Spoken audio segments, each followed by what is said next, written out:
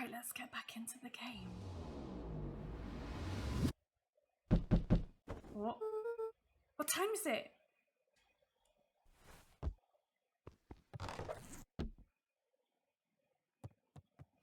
Gran's not in bed again.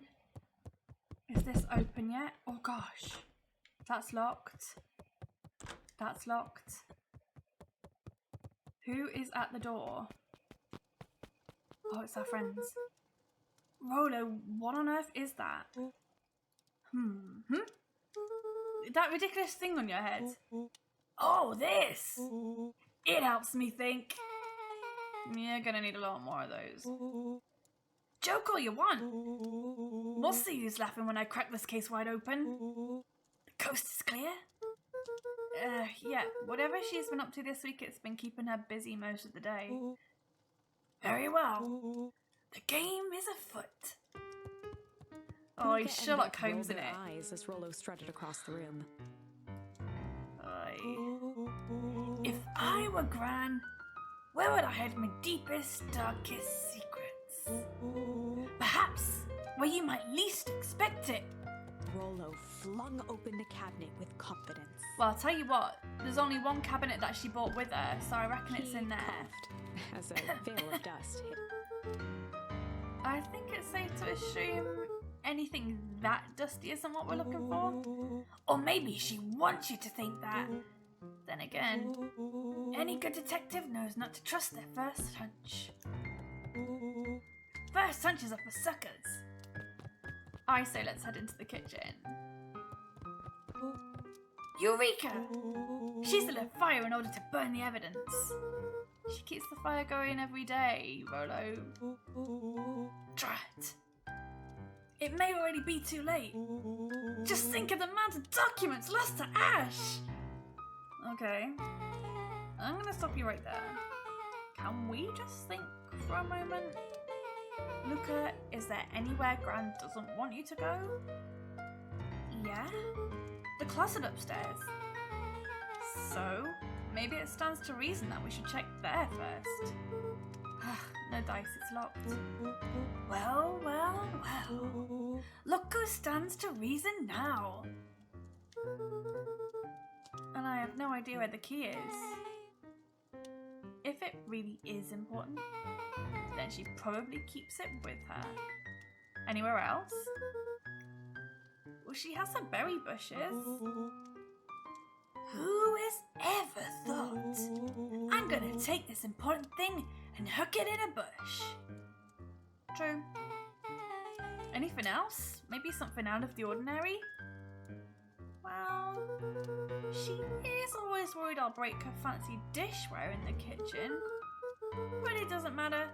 I can't reach the latch. A look of realization crept onto Luca's face. All three kids snapped to glance at each other, then sprinted in turn toward the kitchen. Yes, it is. It is. It's the cabinet. All right, Rollo. This is your time to shine. Ah, yes. You've called upon my expert detective skills. And now I shall proceed with... Before he could finish, Luca scrambled up Rollo's back. Hey, this isn't my idea of detective work. Every squad needs a good lockpick. And every good lockpick needs a sturdy head to sit on. This is beneath my standing. Stop complaining and hold still. Got it. The three crowded around the hutch to peer in. With the glass doors opened, a perfect porcelain display gleamed in front of them. Their eyes searched for anything amiss, but the only distinct feature was its impeccability. Well, that was anticlimactic. Yeah. I don't really know what we're expecting. Like, oh, hey, let me just yank on this random teacup. As Beth pulled on one of the teacups, it slanted forward with a hollow click. The entire hutch began to rustle and slide under its own power. Seems like your Gran has been doing some remodeling. Dude, only 2 types of people have secret lairs. Evil masterminds and superheroes. So, which one do you think she is? We're about to find out. Holy shit, this game! Okay, so more of an unhinged conspiracist vibe? Oh, wow! Yeah, this cannot be good. We need to look around before jumping to conclusions. Luca jostled each cabinet drawer in turn. Only one was unlocked. He fingered through the filing cabinet, pausing at a bulging folder labeled Walter. For a long moment, he just stared at it. Is that gonna be his dad? What do you got there? It's my dad. Looks like some of his old medical files. Your dad was a doctor? Luca nodded and caressed the label with his thumb. Well, are you gonna read it? Here, let me help. Rollo swiped the folder from the drawer and began leafing through the pages. He whistled to himself, barely looking at the text. How about you actually read some of it? One sec. Dense documents such as this are a lot like a cheeseburger. It's best to skip straight to the middle. That's where all the meaty bits live. Wow, I had no idea we were in the presence of a preeminent scholar in dense documents and cheeseburgers. By all means, proceed. He stopped at a page and mimed, holding up a monocle. Ah, here we are. Follow-up examination of Terence Wilby. Patient shows further signs of paleness and malaise. Body temperature continues to drop. He now describes soreness of muscles and joints. This is similar to symptoms exhibited by Mrs. Wilby just a few days past. Still waiting on lab results from Joseph. Rollo looked up with heightened surprise. See? Creepy. Yeah, that's kind of disturbing. Who's Joseph? That's Mr. Nuncreed's name. Wait! Rollo's finger traced across the page. There's more scribbled in the margins. Could it be contagious? Mr. Wilby claims the tap water at his home has been contaminated. Perhaps environmental. Lab results only raise more questions. It's like he came back to this report later and made those notes. So it might be related to something else. Rollo scanned through several more pages. Here, the writing looks shaky. I just couldn't help it. This disease, or whatever it is, progresses so fast. And with his wife passing, Terence's condition follows close behind, exacerbated by the loss. Enough is enough. I need to take matters into my own hands. Luca, staring blankly at the cabinet this whole time, spoke softly. What does it say next? Rollo rustled the folder, trying to loose more pages. That's where it ends. What? There has to be more. Luca frantically shoved the remaining cabinet folders, trying to find another labeled Walter. Luca, I think that's the only one. They should have hired you as the voice actor or actress. English hard. Yeah. The amount of like games that I've done like stupid voices for while I've been streaming, I've probably got a whole reel there. The best ones were for Lost Nova, so if you missed Lost Nova and you like my voices, and Backbone was really good fun to do the voices for as well.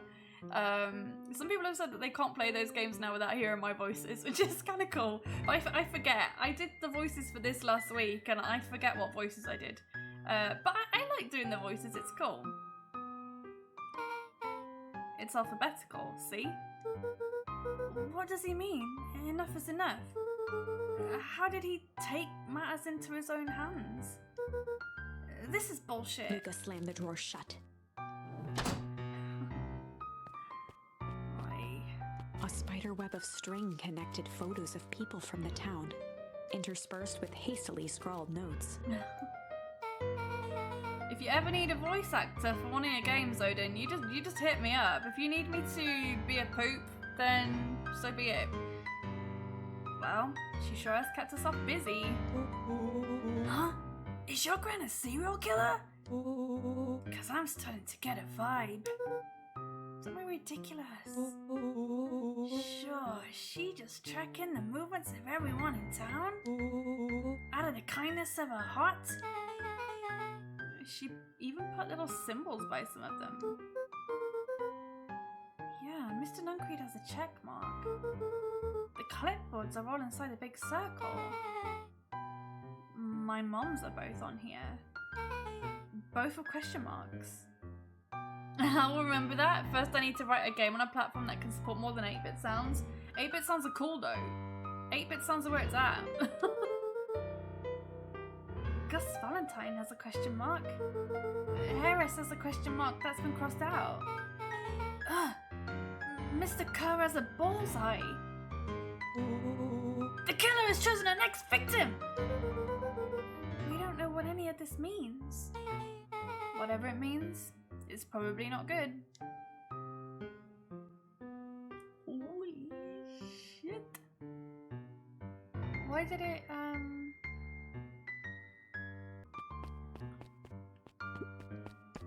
What's all this? What do we have here? Barrels marked caution, explosive? And jam jars? That's enough to jam to feed the whole town. That kind of incendiary jam is your gran making. Incendiary. That's the big word. She wouldn't have had me walk around town delivering bombs. Right? Oh, that's why it was jams. That's why it was jams. We were like, is she putting drugs in the jam? She's fucking making bombs. After you get used to being able to record as many instruments as you want, more or less, it's going back to 4 is hard. Ah, I see. Only one way to find out. Rollo casually spun open a lid and dipped his finger in the jam. Huckleberries. He smacked his lips. A hint of brown sugar? And ink? What? Rollo plunged his hand in the jar, fishing out a soggy slip of paper. Aha! Rollo offered the slimy note to Luca and licked his fingers clean. It's addressed to Miss Fratelli. A grand jamgram? It says, last night I used the disguise Eris provided to scout the location. The timing window should be possible. Operation Sparkplug is a go. Oh man, are they doing a heist? Whatever it is, it can't be good. More a bombshell than a bomb, am I right? You're new here, I'll let it slide. But I'm the bad joke guy around here.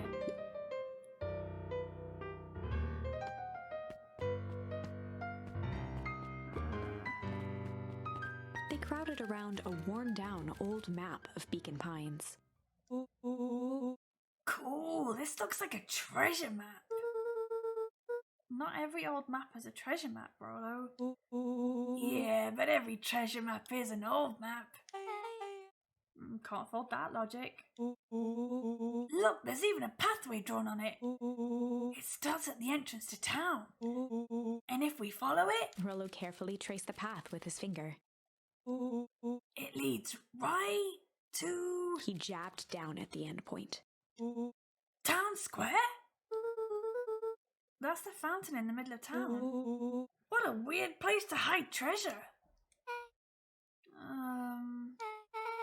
Rollo, that doesn't look like treasure to me.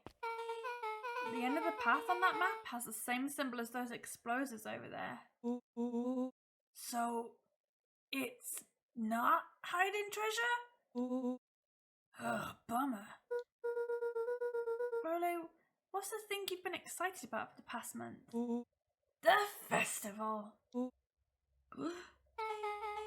Did you say gulp? Gulp? Did you say gulp? This feels like a gulp kind of situation. Everyone will be gathered near the center of town. She's gonna blow up the festival! Not if we stop her. Oh! What was that? Luca looked up from the map. What was it? No, I heard it too. That was the front door. Which means someone just shut the door. Which means someone's upstairs. Shh, quiet. Hit the lights. Beck flicked off the light, and they became statues in the dark. Overhead, creaking floorboards bent under slow, deliberate steps. The kids looked up, the tilt of their necks following each footfall.